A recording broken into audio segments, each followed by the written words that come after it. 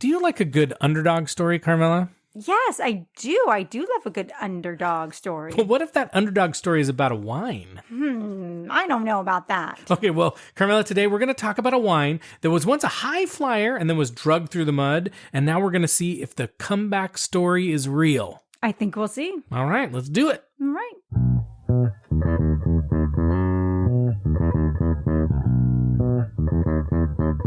Hello, and welcome to the Wine Pair Podcast. I'm Joe, your sommelier of reasonably priced wine, and this is my wife and my wine pairing partner in crime, Carmela. Hi there. And we are the Wine Pair. Hi there. That was weird. Okay, a quick orientation for those of you who may be new to the podcast. In each episode, we learn about and we taste and we give our honest review of 3 wines that are reasonably priced, which means under $20 and should be easy for you to find. And our podcast is made for people like us, Carmela.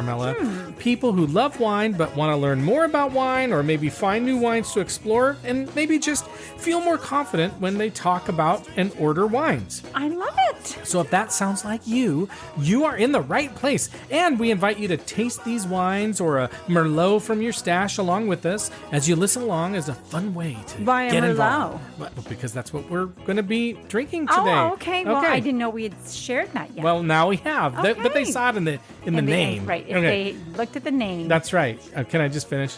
Sure. Okay. And we are proud to say that we are officially recommended by the editors of Decanter Magazine from their October issue, who call us fun, irreverent, Chatty. and entertaining. Wow. Okay, Carmela, we're going to go out on a limb here today, and we're going to face down a wine that has suffered in reputation for many years, ever since Paul Giamatti's character in the 2004 movie Sideways said, "If anyone orders a Merlot, I'm leaving. I'm not drinking any fucking Merlot." Wow. That's what he said. Okay, wait. That's what he said. Facing down a wine. Yeah. I mean, it seems kind of like if you're facing, aren't we trying to build this wine back up? Well, here's my point. We're not the biggest, or I'm not the biggest fan of Merlot. No. So are you trying to dispute the comeback? we're going to find out if it's worthy of the comeback. Okay. So, when I heard that line in that movie, Sideways, which I don't think you've ever seen. Well, you've showed me parts of it because we have been to the famous restaurant. We have. Sideways. But when I saw that, I was like, hell yeah. Because that's the way I feel, right? And so, in fact, one of our first episodes that is in the Wayback Machine, like number 8, and probably wasn't very good, was called F That Wine Merlot. Oh. And we talked about wines in those series that we didn't like. And the reason we chose it was Merlot's because we don't really like it. And I will also say one of our lowest rated wines, it rated a 2. Ooh. It was the Bogle Merlot, came from that episode. But I'm curious if you, Carmela, have any thoughts or any different thoughts one way or the other on Merlot since then, because I don't know if we've drunk a Merlot since then. I don't think we really have. It's not our go-to by any means, and I just can't even recall one that we've had recently, or even since then. No, we just don't drink Merlot. We don't go to. So you know what? How about a blend? Have we had a blend? Yes, we've had it with a blend, but that's kind of my point. It's like maybe we're missing out. Maybe we are the ones that are missing out. Maybe we are the weirdos. Exactly. Now, let's go back to the movie Sideways, because believe it or not... Oh, it's the movie Sideways. Oh, my gosh. What's the name of the restaurant? Hitching Post. Hitching Post. Right, yeah. Right. So believe it or not, that movie actually had a big impact on wine sales, at least in the U.S., in particular on the wines Merlot and Pinot Noir. And from an article I found on the interwebs by Shelby Vittick, from New Jersey Monthly, which is a magazine where I get almost all my news. New Jersey Monthly. Of course. I mean, why wouldn't you? Yeah. Shelby talks about the sideways effect. And the article says this, and you can find the link in our show notes if you go to our website and click on this episode and then click on the show notes. This is what Shelby said. When Sideways premiered in 2004, Merlot made up close to 20% of California's red wine market. A few years later, it dropped to 13%. Wow. In the same period, Pinot Noir sales grew 16%. This so-called sideways effect has been thoroughly researched by universities and wine associations. So it's real. Okay, but so is it Paul Giamatti that turned people off from Merlot? Like that line? Was it just one simple line? Well, I think he was a real Pinot Noir aficionado. Right. And he just was like kind of poo-pooed Merlot in that line. God. So yeah. That's And terrible. I know. And because of that, the reputation of Merlot suffered a great deal because of that, as Those you said. Merlot growers were probably not very happy. Yeah. And you know what? It's really not that fair because one of the greatest wine regions in the world is Bordeaux, where some of the most famous and most expensive wines come from. And Merlot is like the backbone of many of the blends that are made there. And some of the most famous wines and most expensive wines from Bordeaux are made only from Merlot. But we'll talk about that more a little bit later. Okay. Leave you hanging. Wait. I'll be honest too. There was a lot of crappy Merlot that was being made, particularly in California when that movie came out. And it's understandable. When something becomes popular, that means like people come out of the woodwork to produce that thing, right? And so you're just going to get some bad along with the good, right? And California versus French. Yeah, exactly. They're different. Merlot. And I think too, there's probably still some crappy Merlot being made. We've tasted some. So it's not really by accident that Merlot fell on hard times. It wasn't just because of the movie, but I think the movie helped. And it's also normal that things go in and out of fashion, right? For sure. Books and beverages and People- beverages are drinks. People go out and me. I go in and out of style all the time. I mean, sometimes I like you, sometimes I don't. But like an example of going in is like Prosecco. 20 years ago, who the hell heard of Prosecco? True. And now it's everywhere. It's like everybody's, I love Prosecco. But 20 or 30 years ago, It's a fad. you would have been a nerd to even know what Prosecco was. So we're going to talk a little bit more about the history of Merlot, just a little bit. Okay. We're going to discuss whether it's making a comeback, and then we're going to taste and review 3 Merlot wines that are highly rated and very reasonably priced to let you know if we will continue to live by the mantra that was espoused by Paul Giamatti's character in the movie Sideways, or if it's time to move on and bring Merlot back to the cool kids table. Okay. Wow. Are you ready for that? This is really interesting. Yeah. Are you ready? Considering that it's never on our table, I guess we are not the cool kids. No, we are not either. We're not the cool kids, or it's not the cool kids. We're not serving it to our cool kids. That's for sure. Not our kids either. So you ready for that? I'm ready. Okay, but first, we got to do our shameless plug. That's right. So first, we want to start by saying thank you for listening to us and for supporting our show. And if you haven't had the chance to do so yet, it would be a really great time to subscribe to our podcast. As Carmela says, you just got to press the button. It's not hard. It's easy. You just press a button. Subscribe. Yeah, and it's a great free way to support us. And then you never have to miss a show, which is awesome. And we really want to give a huge thank you to all of you who have subscribed already. We really appreciate that. And then another great way to support us for free, Carmela, is to leave a nice rating and review on our website or on Apple Podcasts or some other podcast service. And so people will go, oh, these guys seem cool, even though they're wondering about Merlot. Oh, yeah. Okay. And you can also follow us and see fun pictures. I have this written down. Fun pictures of the wines we're tasting and trying today on Instagram at the Wine Pair Podcast. And you can contact us on our website, thewinepairpodcast.com. And as we do every week, we'll tell you someone we think you should tell about the Wine Pair Podcast. And I have something new for you all this week. Okay. What is it? We're adjusting our approach to focus on a Q word. Okay. All right. And when you hear this Q word in the next week, and trust me, when you hear the Q word, you're going to start hearing it all the time. We want you to think of the Wine Pair Podcast and then immediately tell the person to your left or right, or whoever said the Q word, or you, or whatever, about the Wine Pair Podcast. What is it? What could it be? Merlot. Oh, but honey. The Q word is Merlot. I know, but people might not say that ever. Well, what do you want the Q word to be? Like something like the. Okay. That's a little extreme. That's a. Or like, no, this week I'm sticking with Merlot. Merlot. But I'll tell you what. Oh my. I guarantee you, whenever you get something in your head, then you hear it all the time. You're going to hear it all the time. You're going to hear people. What if it's the TV? Somebody's like, great. Tell the TV. Tell Alexa. Okay. Tell Siri. Tell whoever you got. Wow. Okay. Okay. So let's talk a little bit about the history of Merlot and some of the ups and downs of its reputation. Are you ready, Carmela? I'm ready. Okay. Now, I did mention that some of the most highly regarded wines in Bordeaux are made solely from Merlot, but that is not a super common thing, even in France. And the regions those Merlot-only wines are from were relatively obscure until recently. In reality, Merlot has always been considered more or less a blending grape. Okay, but if somebody says we're having a bottle of Merlot, they're just having the single grape Merlot. Correct. Okay. I mean, there can be times where maybe there's a little bit of something in it, but generally it's 100% Merlot. Okay. That's correct. But again, through most of its history and even today, it is a blending grape. It's like the friend, that you bring along because they're going to pay for your meal or something, right? Whoa. Yeah. I mean, it's sort of like the parsley. It's the parsley. It's kind of like it needs to be there, but you're not Right. sure exactly why. Okay, now the wine that sort of changed the reputation of Merlot big time was the 1990 Chateau Petrus from Bordeaux, which is made of 100% Merlot, and it got a perfect My 100 score goodness. from Wine Spectator, right? Wow. That's not very common. Now, the origins of Merlot are a little more humble. Merlot was first mentioned in France in the 1780s and again used primarily as a blending grape, and it was considered a secondary grape. That's what they called it, a secondary grape.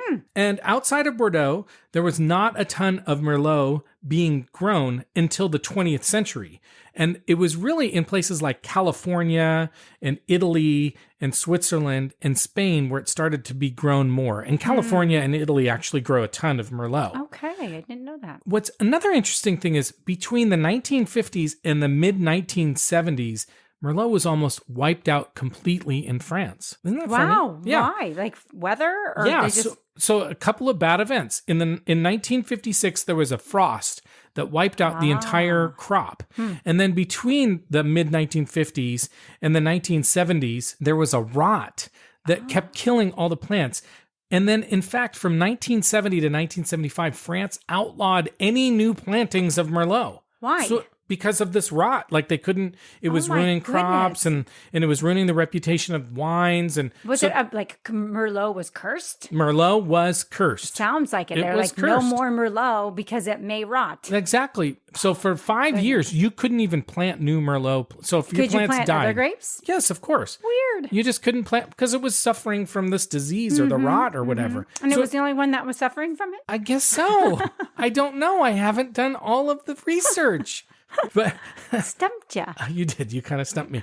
But from the mid 1970s through the 1980s, Merlot made its comeback, its first comeback. It started to really explode in popularity, and not just in France, but again, in places like California, Washington State, where we are, where it started to be bottled as its own varietal. And then in Italy, in the Super Tuscans. There's a lot of Merlot in the Super Tuscans. So by 2004, when Sideways came out, Merlot was the third most grown grape varietal in the world. But as I mentioned, there was a large amount of Merlot that was being grown that was like of poor quality, especially in California. And it was known as being soft and flabby, kind of like me. Soft and flabby. Wow. Why would you compare yourself to that? I don't know. That's not okay. But you know what, Carmela? Like any good underdog story, Merlot never really went away. I didn't. Like me, it never really goes away. You can try to remove me, but I'll never really Why are go you away. comparing yourself to Merlot? Because I'm an underdog. Are you? I am Why? the underdog In what? in our relationship. I'm the underdog. What are you I talking am the about? Are you underdog. making a comeback? I hope Are you so. going to like suppress me now and like be on top? Be like, Oh boy. Oh boy. this is a That lot. really went sideways fast. I don't know what that Speaking of was. sideways, okay. Oh boy, I'm okay, on top. rewind. Okay. So I didn't. Okay, forget it. okay.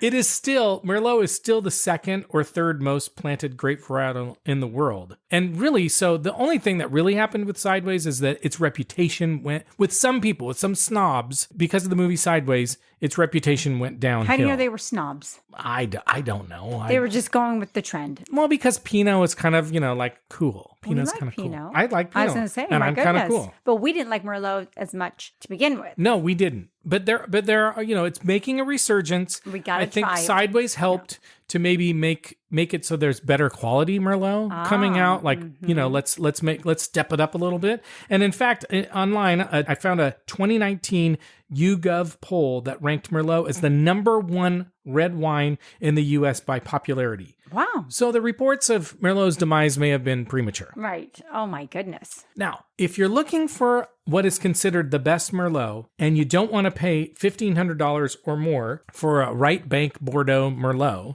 I would suggest you look for Merlots from cooler climates. Now, that is my opinion. It's also the opinion of some writers. I think there's some people that probably like a nice, fat, warm weather Merlot. For sure. So part of it too is that, what we consider to be superior or inferior or whatever in taste is our opinion. Mm-hmm. We've said this before. We haven't said it for a while. But again, what we know is like, you're not always going to agree with us. Of course. But you can use us as a sort of like a benchmark. Like if they like it, I'll know I'll like it. Or if they like it, I Right. know I won't like it. Or if they don't like it, I know I'll like it. So it doesn't Exactly. mean you have to agree with us. It just means that you use us as kind of a shortcut. I like it. So there you go. So we don't expect you, even if we taste these Merlots today and we're like, I'm not sure. It doesn't mean you might not like it. And we'll describe how they taste, how they feel in the mouth. So that you'll know, oh, you know what? I actually like that kind. Exactly. Even if it's not the way. May signify to you that you should try it. Exactly. So we'll try and be really honest about what we're tasting. And then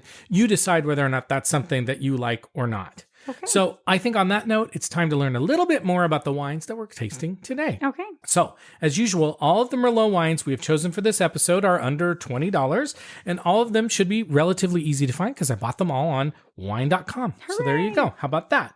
And then I was really specific. I mentioned this early on, but I was really specific about what I was looking for when I bought these wines to make sure that we gave Merlot a good fighting chance. Because, I didn't want to choose the cheapest Merlot and then it's like, well, we didn't like it. Well, for sure. Right. And then people will be like, well, it's not that you don't like Merlot. You just chose some crappy ones. So what I did is I wanted to find wines that had high ratings, 90 points or more, from what we would consider to be reputable reviewers. So James Suckling is not out. It's out. We don't care if he liked it. So they're highly rated from reviewers that we like. And the second, I wanted to choose some Merlots that were from Bordeaux, like from the homeland of France. Sense, yeah. So 2 of the wines that we have are highly rated and from Bordeaux and under $20. Nice. So there you go. And then a third one is from Chile, which has a reputation of making good Merlot. So again, trying to give Merlot a fighting chance to see if the comeback is real. Okay. We don't want to pre-bias. No, I like that. You're giving it a chance. That's important. Give it a chance. Give peace a chance. Give Merlot a chance. Yes. So, and then I'll also say that finding 100% Merlot-based wines from France or Bordeaux is a little tricky because in France, they don't tell you on the bottle what's in the wine, and the name is not Merlot. Like you got to do a little research to figure it out. And that's very typical of European wines. Okay. The first wine we're trying today is called Ronin by Clenay, and it is from Bordeaux, France, and it's a 2016, and it was only $12.99, and Decanter gave it a 93, and Jeb Dunnock, who's another well-known U.S. reviewer, gave it a 91. Wow. So $12.99, 2 reputable reviewers gave it over 90 points, and it's from Bordeaux. So there you go. It's got a lot going for itself already. Exactly. So if this is a good wine, this is going to be a killer. Yeah. It's also made by Clenay. So Clenay is in Pomerol, and that's one of the oldest vineyards in Pomerol, and they're known for making really good wines. Oh, great. Now, these grapes are not from Pomerol. They're from other areas of France, but it's still a very well-known winemaker, and so you would expect them to make a good wine. And in fact, this wine is kind of their entry point wine for Merlot for other people. And it's kind of cool. We'll show you pictures, but it's got this little picture of a guy on a bike, and it's kind of cool. And it's named, label. And it's named after the CEO of Clenay, Chateau Clenay. Nice. It is 100% Merlot, and it's been aged in oak. And as I understand it, it's aged for 2 to 3 years. And so this is going to be an oaky wine. And it wasn't released. So even though it's a 2016, it wasn't even released until 2019. Is Merlot always in oak? Yes, it generally is going to be oaked for sure. Okay. Yeah, for sure. The second wine we're drinking is from Chile. And is one it's one that you should be able to find easily. I've seen it in grocery stores. It's called Santa Emma Reserva Merlot. We got the 2018 vintage, but I know I've seen it all over the place. And Wine Spectator gave it a 90. So Wine Spectator, we really like. We really trust their ratings. They gave it a 90. Santa Emma is also considered to be a pretty good winemaker in Chile. They've been around for like 100 years. And they say the grapes were crushed and fermented in stainless steel tanks for 7 days and underwent malolactic fermentation. So malolactic fermentation is kind of like take some of the edge off the wine. And then they're aged in oak barrels for 8 to 10 months. And it's a blend of French oak and American oak. So again, another oaky. We should expect all of these wines to be oaked. And I think that's part of the style, which again, might be part of the reason why we don't love it that much. Right. So keep that in mind. If you like the oak, you might love this. Yeah, so. and we're probably going to say, ooh. It's oaky. Well, I shouldn't say probably. We may say. See. Yeah. We will see. Yeah, exactly. Now, according to my buddy ChatGPT, who, by the way, is never wrong. I don't know if you knew that. Whoa. Did you know that ChatGPT is never wrong? I don't know about that. You're lying. The machine, I asked it, and it told me it was never wrong. I'm never wrong. No, actually, I joke. ChatGPT and a lot of these AI are notorious for being wrong. In fact, you can look at, we're starting to post some pictures that are created by AI, and they're weird. I'm just going to say they're weird. So if you look on Instagram, you can see them. But Chilean Merlot wines often have flavors of dark fruits like plum, blackberry, cherry, and can also have flavors of spice, chocolate, and tobacco. Ooh. So that's ChatGPT says that. So we're going to see if ChatGPT is right. Chatty. Talk about chatty. Yeah. ChatGPT is so chatty. So chatty. More chatty than us, I For think. sure. More chatty than me, for sure. I don't know, depending on if you're doing the podcast or not. Wow. Do you think I'm chatty? Oh, boy. You can be very chatty. Do you think I'm soft and flabby? Oh, boy. You can be. No. Wow. Do you think I'm an underdog? And can I be on top? Wow.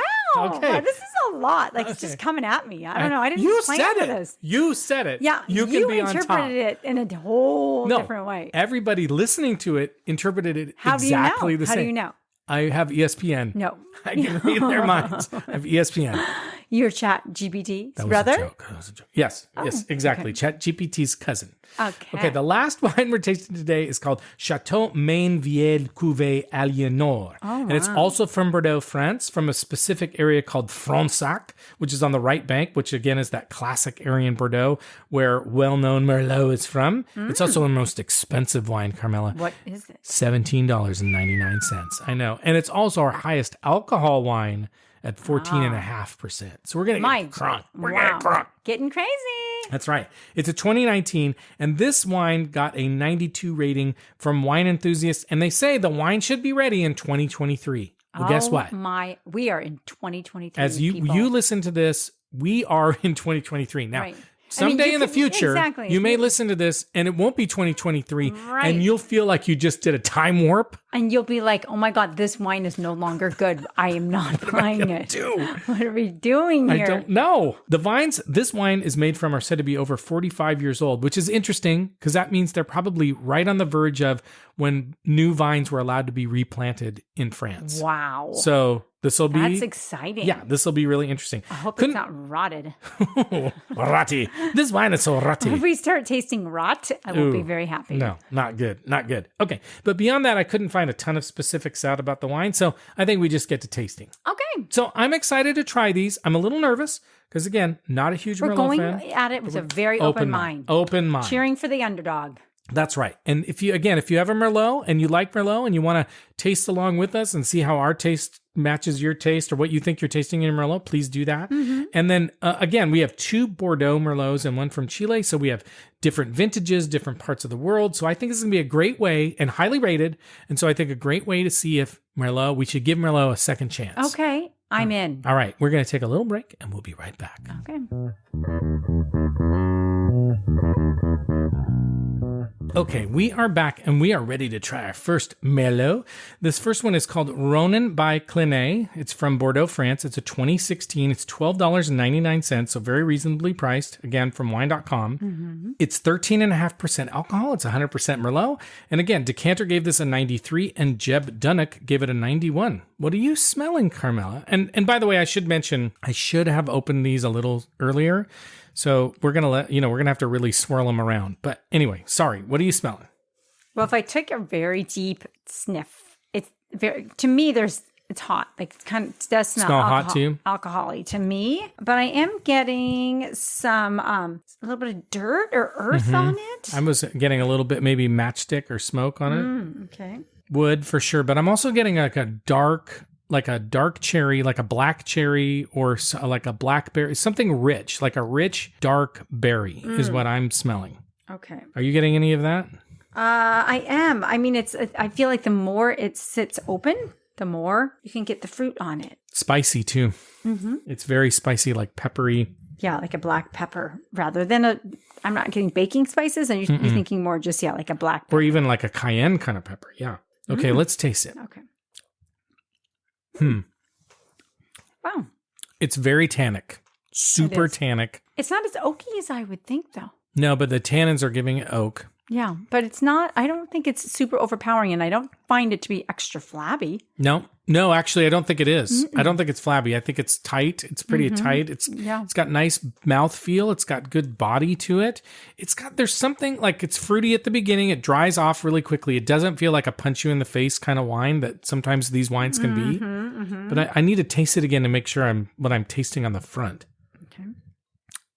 It's funny. It's like, I don't know quite how to describe it. It's almost like, they use this term like bramble. like blackberry bramble. It's almost like you can taste like a juicy berry, but also the leaves that went with it. I agree. That's kind of almost like it's been picked fresh off the vine, and there may even be some residual. Like you didn't clean it all the way. Exactly. Yeah, a little earthier. What fruit though do you think you're tasting? You know, once you said blackberry, I'm kind of getting that. Kind of like a ripe blackberry. Ripe blackberry with a little dirt on it. Yeah. Or leaf. Like I got a little leaf on it, or maybe even it's like it's almost like I got in the same handful, I got a ripe one and a not as ripe one. Almost like that. Okay. Okay. Anything else? It's very natural tasting, though. You know, I don't know what that means, but it just it does. It feels like it is fresher than I would expect. And it's pretty rich. Like it's got nice richness to it. It's a nice wine. I think it's a nice wine. Like to me, normally I'd be like, ooh, like super because it's super flabby and too jammy. It's not super jammy. It's nice. It's not super sweet. It's a nice wine. Go ahead. I was just going to ask you, what would you like to eat with this? See, to me, this is a total red meat wine. Yeah. This is steak. Yes. A nice steak would be really like good with a grilled steak. I kind of feel like it's roast. I know we did this recently, but I feel like too you could do a cookout with this wine too. It's not overly formal tasting, like I think it could be nice with something, more casual, like a burger. I totally agree. I think you could do burgers with it. I think you could do like sausage, on the grill. But it is nice. Like, I think it has some elegance to it. Yeah. I think you could also serve this at a nice, like you're having a nice steak dinner and you serve this. I think people would be really happy with this wine. I do think it is a crowd pleaser. Like totally. Like oaky fans like us, I think would be very happy with this. I think you can. This would reach a lot of people. Yeah. If you're trying to satisfy the palates of a lot of people or a diverse group, this could be good. I think so too. I do. I think so too. Especially people who like red wine. Right. This is a good red. Like if somebody says, "I really like a red wine," this is a good red wine person. I really like a red wine. I really like a red wine. That's how they say. I want to be on top when I have the red wine. But I was going to ask you. I'm the overdog. When you said it was smelled hot, do you think it tastes hot? Not really. No, I don't think so either. And I think it's calmed down a little bit. I do think this wine needs to sit open in your glass or just to open it early. I should have decanted it. Totally. I should have decanted it or opened it a half an hour early because I think it's going to get better and better as it kind of mellows out. I agree. I think I screwed up because I should have opened. You screwed up. Really screwed up. No, you didn't. Can I still be on top?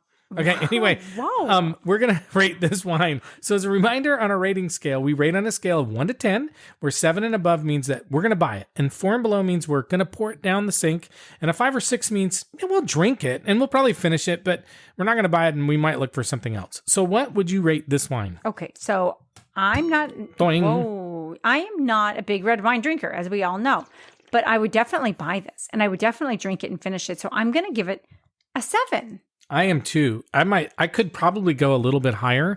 It's just the fruit is not quite the style that I like, but it's good. This is a good wine. Yes. So it's definitely buyable. It's definitely 7. It's definitely like, if I were to say like, I've never had a Merlot, like this is a Merlot I can drink. Yes, absolutely. I like it. I am like pleasantly surprised and impressed by this wine. I drink this all day. All day? And $12.99. All day? All day. But $12.99. That's an amazing price. That's like, this has got a lot going for it. So I'm just going to say, I think it's a conservative 7. It could probably go higher. Oh, well, that is good to know. Okay, on that note, we're going to take a break and we're going to try our next wine. Okay.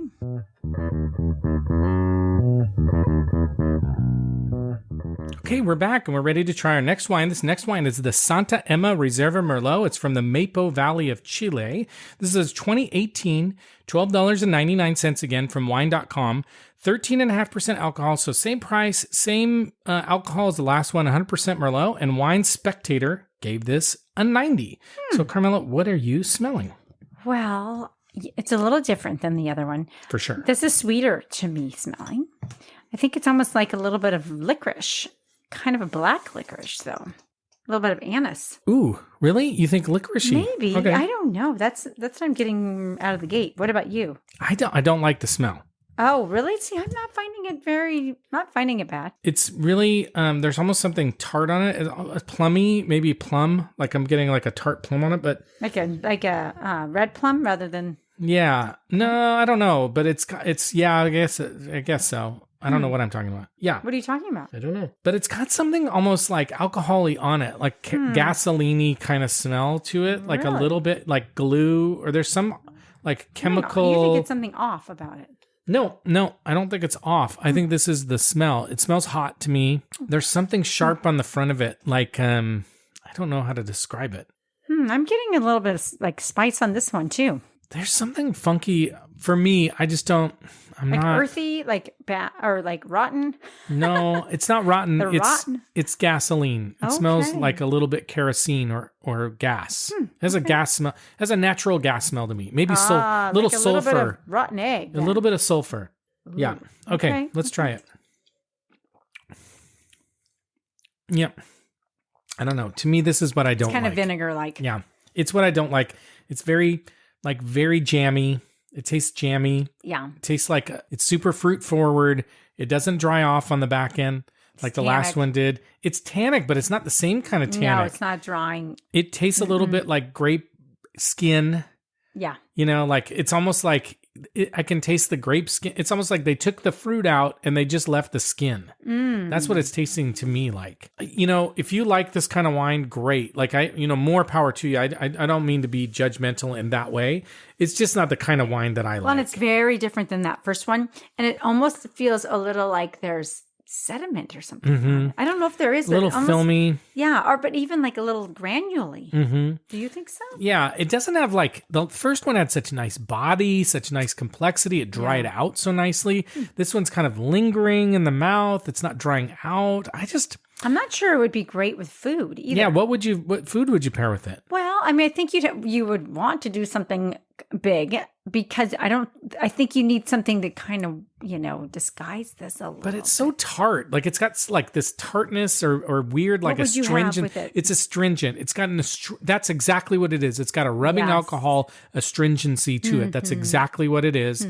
And so I think you have to be really careful about what food you put with this. What you would have. I think you'd have to have like something rich I think you have like a creamy cheese. You could have it with pizza, macaroni and cheese. Yeah, I think you need something that's gonna like. On top. Yeah, I think I think you need something creamy. I think you need something with some fat, like high fat content on it. Yeah. I just like, to me, this to me is not a crowd pleaser, although people may love it. Again, if you like this style, but to me, it doesn't have. Well, it doesn't even have the personality of the first one. No. Like it's not something where I don't think actually that it is like, it's not going to go over well with a group of people who like different wines. If you like a Pinot.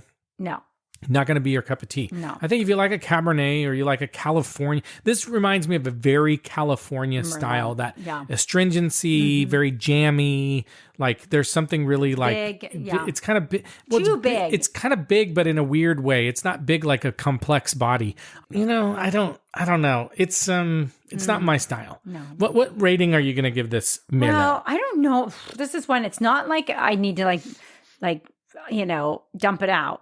But I'm not going to finish it. Like I think I would just probably leave it on the side and go look for something else. Yeah. So I'm probably going to give it, maybe this is maybe a 5, but that might be a little generous. I agree. I think it's a very generous 5. I would contemplate pouring this down the sink, but I'm with you. It's like, just leave it on the side and pretend like it wasn't yours. Exactly. Is that your wine? No, not my wine. I don't know whose that is. Like I wouldn't need to go, but I would just be very much. You don't have to say, this is shit. Yeah. You spray it out. Oh my God. No, it's not that. Okay. No. Well, so wait a minute. What did you give it? 5. I gave it a 5 as well, but I think it's a generous 5. Okay. I'm on the verge of 4. Because it's just not the style I like. No. Okay, we're going to be back and we're going to try our last wine and see if the last one is part of the comeback or not. Okay.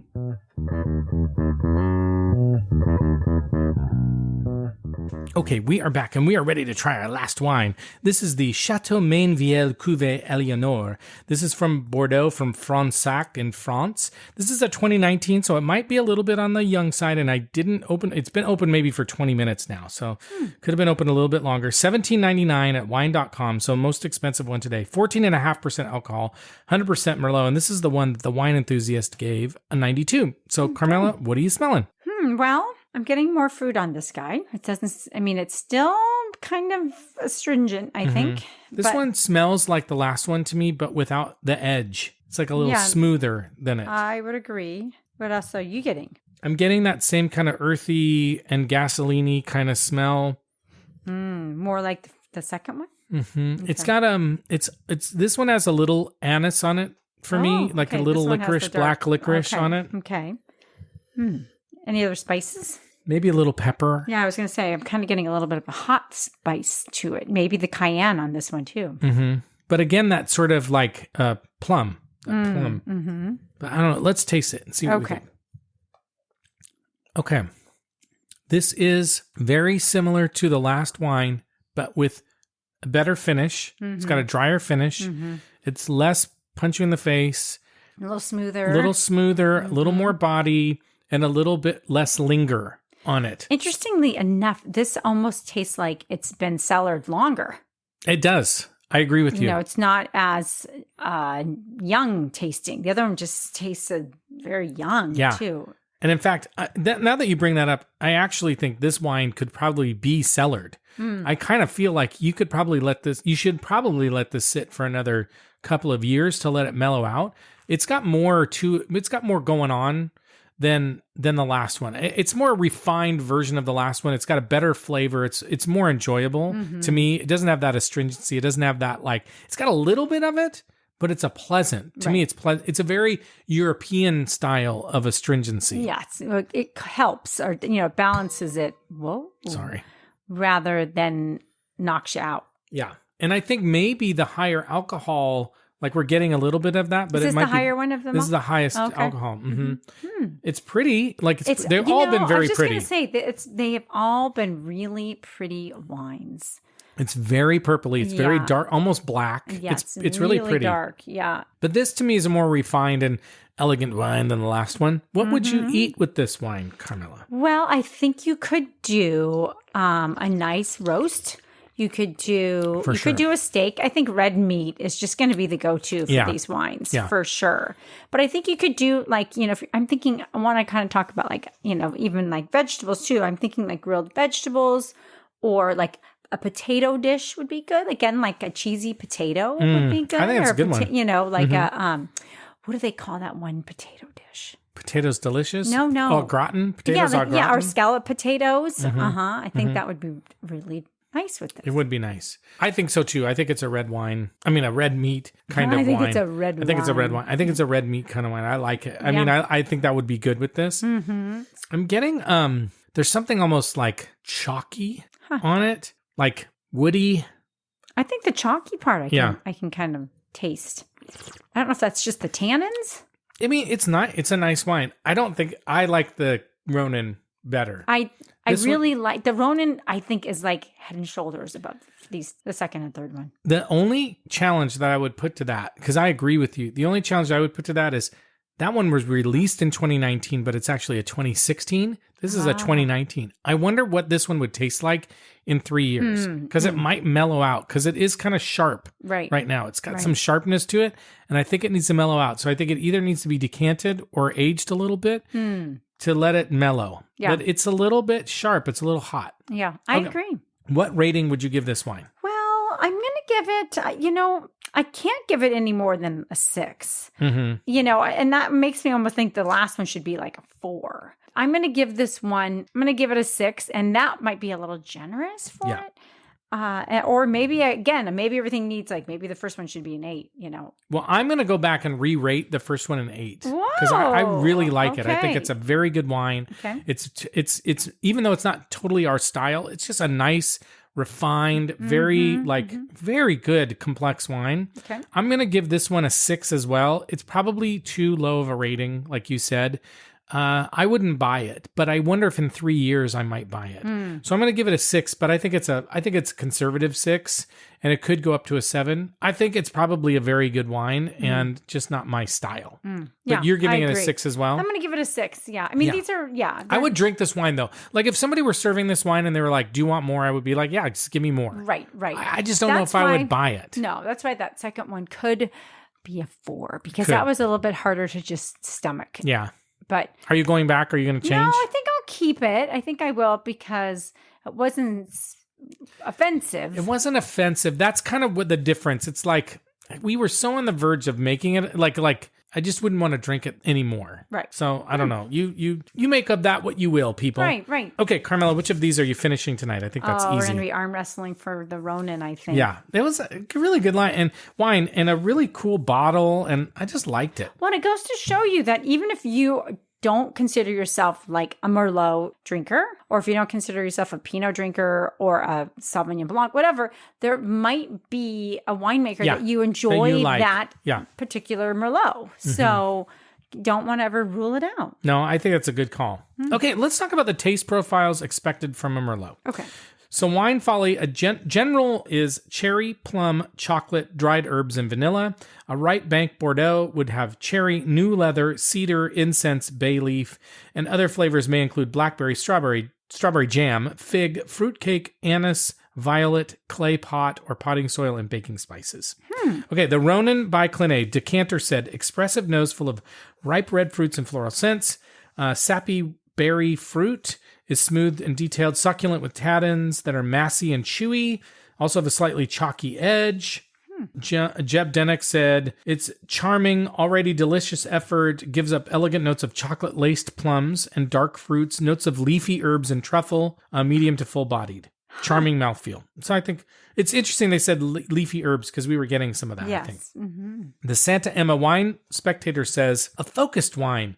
Intense dried green herbal flavors flanked by cherry and red plum notes. Crisp minerally finish. Empire Wine says deep violet ruby red.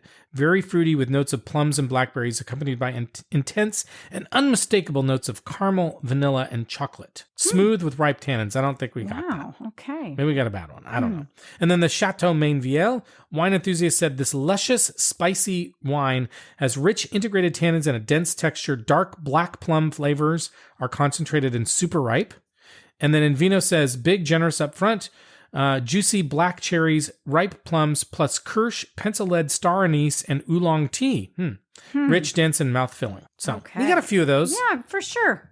Anise, that licoricey kind of taste and stuff. So. Yes. Huh. So what do you interesting. Well, I just feel like, okay, go ahead, honey. Go for it. No, I'm just saying, I just think it's kind of one of those, like a challenge, like bring yourself to try it. I mean, if you love Merlot, then it's already made a comeback for you. Yeah. But if not, it is kind of, especially if you are not a Merlot drinker, but you have a friend that's a Merlot drinker. Yeah. Maybe there's a wine here, he can bring you together. Exactly. Yeah. I would say overall, again, I've been pretty down on Merlot, but I'll say that Ronin one is good. Yeah. Like I'll drink that wine. I give it an 8. Yeah, that's amazing. I shouldn't be so quick to judge a wine just based on the name. I mean, if you want to stay on top. You gotta be more even. You gotta balance. I don't know what I'm trying to say. So would you say that Merlot has made a comeback? In our hearts? In our marriage. In our marriage? Yeah. Well, as long as it's the Ronin. Yeah. I don't know, it's not typically our go-to, but absolutely the Ronin is on the menu. Yeah, I agree. Okay, Carmela, it's just about time for us to go. But before we do, we want to thank you very much for listening to us. And if you haven't done so yet, now would be the perfect time just to push that little subscribe button. Just do it. Just do it. It's easy. And also a great time to leave us a nice rating and review on our website or Apple Podcasts. That would be super awesome, don't you think? Super awesome. A great way. And it's a great way to support us for free. And I can almost talk. There you go. What happened to you? And we would also love to hear from you, and maybe you got a wine you want us to taste or review or, see what we think. So you can leave a message for us on our website, thewinepairpodcast.com, or you can email us at joe@thewinepairpodcast.com. And next time, again, you listen to an episode, drink along with us, maybe bring a significant other or friend or we can make it romantic. Parent or a child or something along with you. And listen. All right, with that, Carmela, we're going to sign off. So thank you again, and we'll see you next time. And as we like to say, life is short, so stop drinking shitty wine. Bye-bye. Bye.